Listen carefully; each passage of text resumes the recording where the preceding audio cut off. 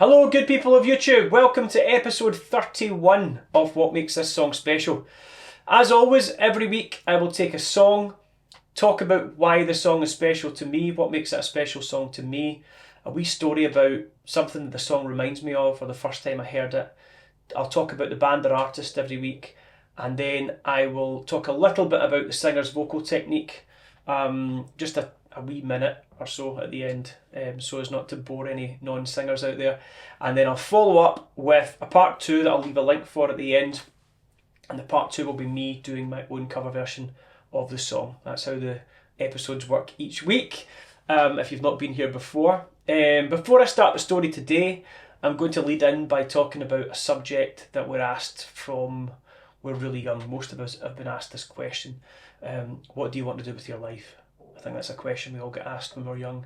Or as an adult, it changes to when did you realise what you wanted to do with your life? Or what did you want to be when you grew up? If you were asked that question.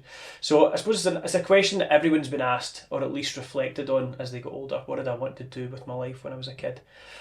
And I think it's a sad one that so many people don't do something they love or that they're passionate about. And I think we should all at least try to do that before, wholeheartedly trying to do that before we settle for anything else. Surely that's how regrets are born, if we don't follow our dreams and things like that. And I suppose that's where the episode starts this week. So I want to talk a little bit about that and what made me want to be a musician. Now, this isn't a look at me, I followed my dream, look how great I am sort of thing. For a start, nobody's singing along to my songs as they pour from radio speakers all over the world. I wish. Also, like 99% of us, I don't earn anywhere near as much as I'd like to. We're all greedy. I suppose that's the world we live in. We always want more. It also took me a long time and a few wrong turns to get into a life of being a full-time musician. I didn't really take the leap to do that full-time until I was probably in my late 20s. So it's not like I walked out of school and everything magically happened and I just became a full-time musician and I had my dream job. It's not like that at all. But we all have something that we're passionate about, something that satisfies us, whether that be music, art, caring for people, teaching people, pharmacy, astronomy, designing buildings, etc. And as much as I also coveted the idea of becoming a professional footballer, or at one point I wanted to be an architect, I think at one point I also liked the idea of being a jeweller. But I was always obsessed with becoming a singer, or at least a musician of some sort, and that was my dream from a very, very young age. And I didn't always really know that I had a talent for singing, so before that, I suppose I just fancied being in a band, playing a guitar, having tattoos, being adored by millions of people. And when I'm asked, I always cite Guns N' Roses as my kind of first love. They were my first musical love. And the first album I ever bought was Appetite for Destruction by Guns N' Roses, which I still to this day think is maybe the greatest album ever made, for many reasons, and maybe that's a debate we can have another time. But I have a deep, dark secret that you may have guessed from the title of today's show, because before that, or around, probably not, maybe not before that, but around about the time where I get into Guns N' Roses, me and my big cousin Peter and my little brother Dario also enjoyed listening to Bros. We loved a bit of Bros. I know. Hear me out. They had some cool songs. They looked cool. And at 6 years old, to me, they were awesome. They were just gods, The Push album had some great hits on it, and I remember around about that time, I remember finding these old wooden squash rackets in my mum and dad's cupboard or wardrobe or something. And I remember my cousin Peter and I took one each, and we gave my little brother Dario some pots and pans in the kitchen, and he would pretend to be the drummer, and we would jump around with these squash rackets and kid on we were playing guitars. And Luciano, my youngest brother at the time, he was only a few months old. He was like our biggest and only fan, our littlest fan.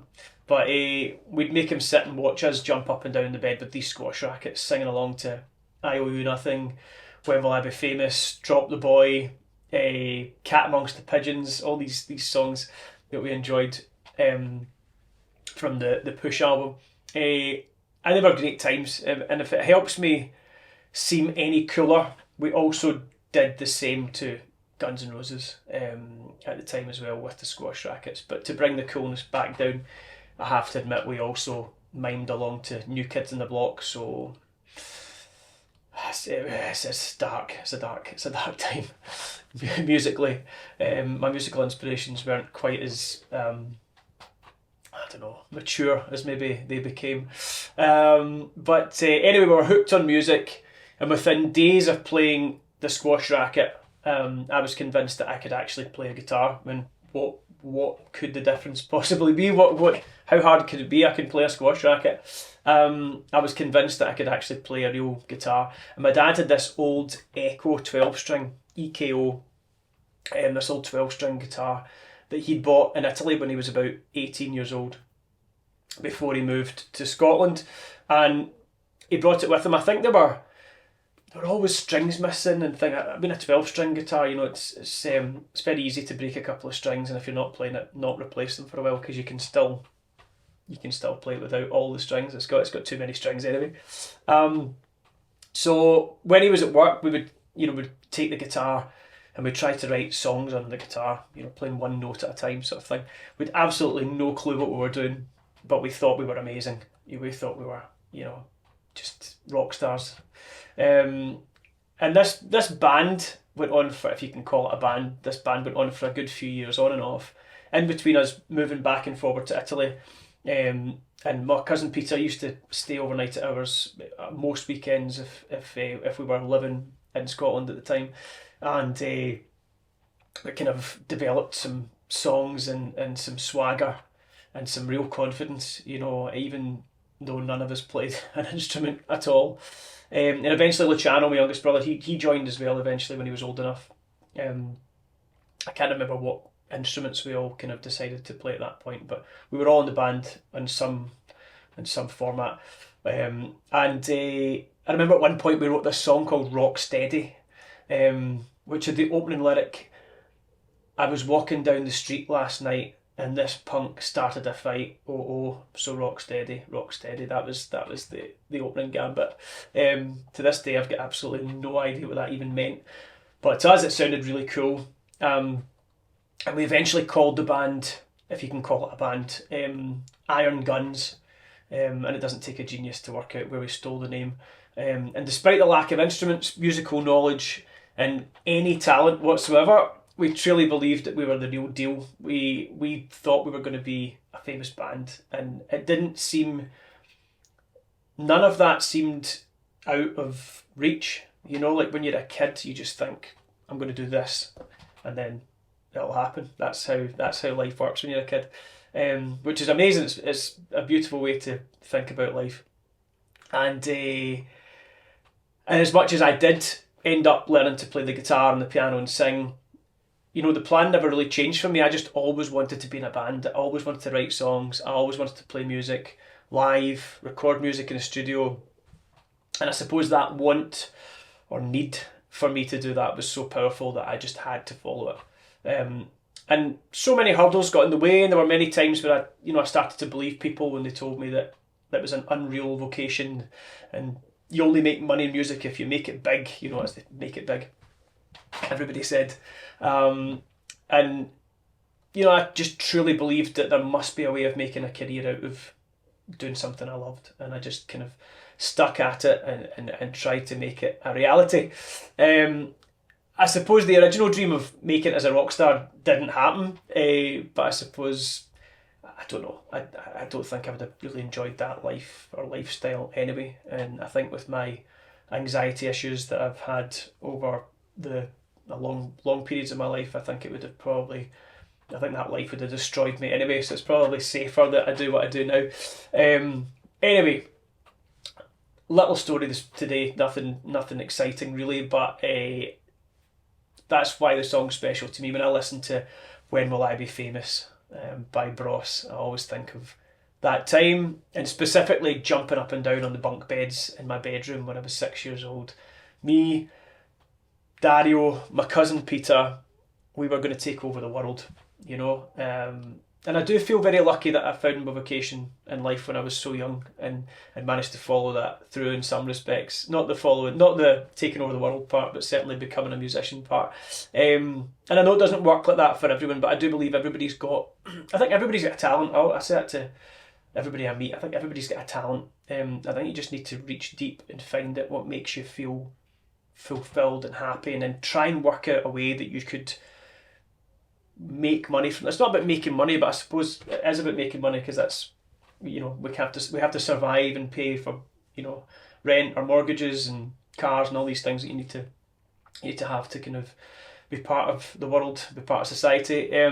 So there will be something, you know, that you can do with your passion, with your talent, that I think you should always try and, you know, move towards and push for.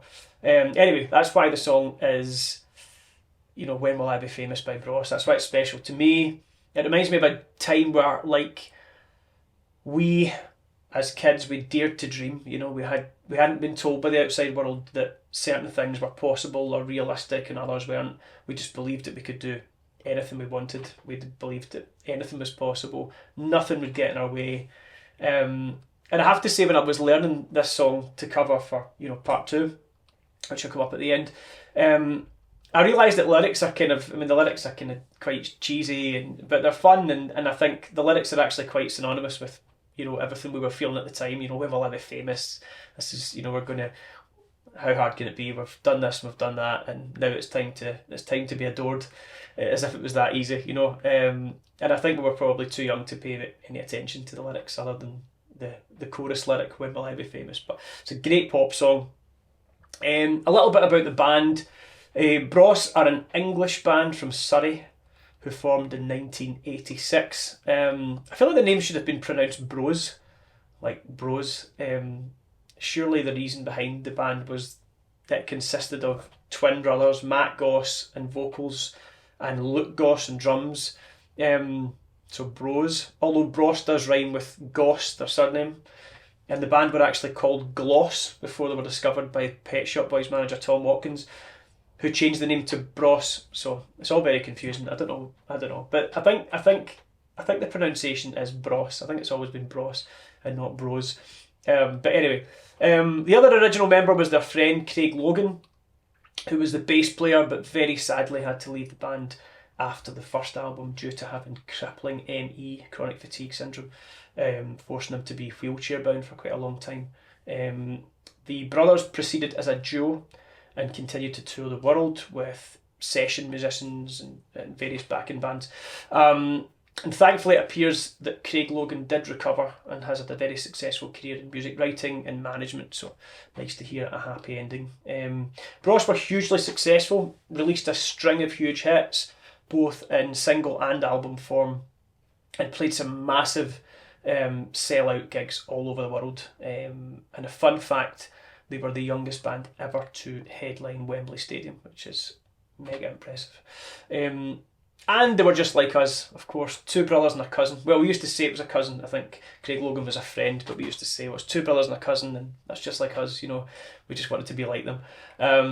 The brothers went off to have successful careers in music, acting, and various other ventures as well. And really recently, I think, released a kind of documentary about Bros and what happened with their lives and stuff, which is quite funny as well. Some funny parts in it. Vocals, Matt Goss, the singer, had an incredible range. Great use of clean upper chest voice and very solid ability to switch into his head voice. He's also able to do a lot of moving around and dancing while singing, which requires great diaphragmatic support. A lot of grunts. These like these kind of like vocal fry moments at the start of lines, and lots of all these types of things, and as sort of background noises, or, you know, part of the vocal. I don't know if that was to try and sound a bit sexy for the girls at the time. They were definitely popular with the ladies. I think most teenage girls in the late 80s would have had a Bros poster on their wall. I really hope I didn't have any Bros posters on my wall. I don't think I did. I don't know. I don't remember. But vocals, yes, as I said, very clean vocal, pure tone that he's managed to sustain into his now mid-50s. And I listened to some recent live footage of him covering a George Michael song, and I have to say his voice still sounds great, really good. He hitting every single note, good pitching, good tone, good range still, and a great performer. So well done, Matt. Anyway, that's my story this week. Short and sweet.